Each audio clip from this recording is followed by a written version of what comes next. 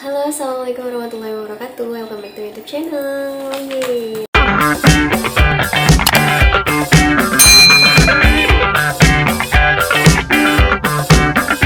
Nah, di video kali ini aku mau sharing ke kalian terkait melamar PNS tapi terhambat akreditasi. Jadi ini aku mau sharing ya. Jadi video ini aku bakal sharing terkait pengalaman aku pribadi kemarin ikut PNS 2021. Itu akreditasi gimana gitu. Jadi PNS 2021 kemarin itu adalah perdana aku ngedaftar jadi pegawai negeri sipil, calon pegawai negeri sipil di Kementerian Perhubungan. Itu aku ngambil Pranata Hubungan Masyarakat. Jadi emang untuk prodi aku lihatnya bagian prodi ya, desain komunikasi visual itu larinya nanti lebih ke Pranata Masyarakat, Pranata Humas kayak gitu kan. Jadi aku daftar. Nah di sana aku pribadi tuh juga kayak kaget gitu kan. Dia tuh ternyata ada formasi gitu. Formasinya itu ada yang formasi umum, lulusan terbaik, sama formasi disabilitas ya kalau nggak salah, disabilitas. Nah di 3 formasi ini aku ambil formasi yang lulusan terbaik. Jadi di sini aku bakal nyeritain terkait formasi yang lulusan terbaik ya.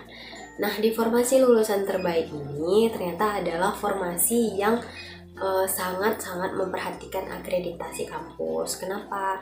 Karena persyaratan awalnya aja ketika kita submit berkas untuk daftar PNS itu, mereka minta akreditasi kampus kita tuh harus A, dan akreditasi program studi kita tuh juga harus A. Nah, akreditasinya tuh akreditasi yang gimana, Kak? Jadi, ketika kamu tamat, akreditasi saat kamu tamat itulah akreditasi yang ibarat kata tuh yang diterima gitu. Maksudnya itu akreditasi kamu kayak gitu. Jadi nggak bisa nih akreditasinya, misal nih aku tamat 2021 akreditasiku B, akreditasi prodi. Terus 2025 misalkan kampusku tuh udah jadi prodinya udah jadi A kayak gitu. Nah terus aku mau pakai yang A tuh, yang 2025 itu nggak bisa. Dia emang akreditasi di saat kita tamat gitu. Itu yang diakui kemarin ya, seingatku juga kayak gitu. Jadi alhamdulillahnya program studi DKV UNP itu udah A di saat aku tamat, dan akreditasi kampusku tuh juga udah A. Jadi itu bener-bener nggak ada masalah sih. Jadi kalau misalkan teman-teman nanya, Kak, kalau daftar PNS akreditasi dicek banget nggak? Iya dicek. Mungkin bukan cuma lulusan terbaik ya, mungkin juga ada formasi umum yang juga mensyaratkan apa ya istilahnya tuh, kayak akreditasi kampus untuk bisa masuk ke pegawai negeri sipil itu, calon pegawai negeri sipil gitu. Dan itu emang bener-bener kayak diperhatiin gitu.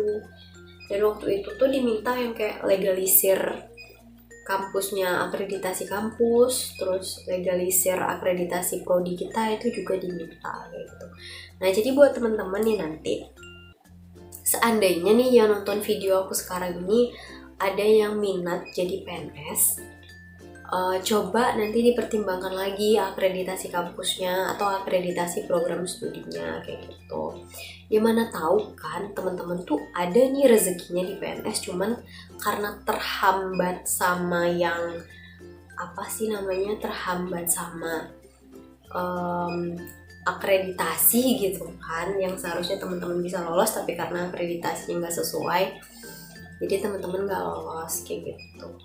Tapi kalau aku nggak salah juga ada beberapa formasi ya, itu tuh mereka nggak ngecek akreditasi kayak gitu, langsung aja syarat-syarat yang lain itu juga ada kayak gitu.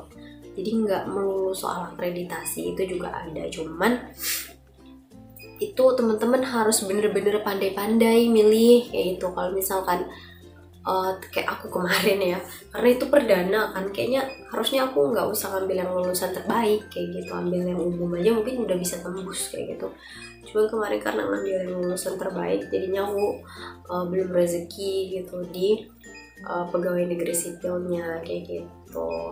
Itu sih, karena kalau misalkan kita ambil yang lulusan terbaik itu tuh kita uji-uji tinggi-tinggian gitu loh. Passing grade-nya emang sih di bagian cuman TIU kalau nggak salah 85, cuman TIU tapi akumulasinya tuh 311 harus TIU, TWK sama TKP tuh akumulasinya tuh harus 311 kalau nggak salah. Ya berarti nilai kita harus lebih tinggi dari itu dong, harus lebih tinggi dari itu. Dan kita mesti ingat kalau misalkan lulusan terbaik itu pasti saingannya tuh mereka yang pinter-pinter kayak gitu kan. Gitu. Jadi aku mikirnya gitu, oh ternyata kalau PNS nih kita juga harus pinter-pinter milih formasi, disesuaikan sama basic kita. Dan kalau misalkan teman-teman tanya lagi kemarin gimana, kemarin tuh banyak banget ya orang-orang yang ikut PNS tapi kayak blunder gitu loh. Contoh ya, kayak misalkan yang diminta itu S1 Desain Komunikasi Visual.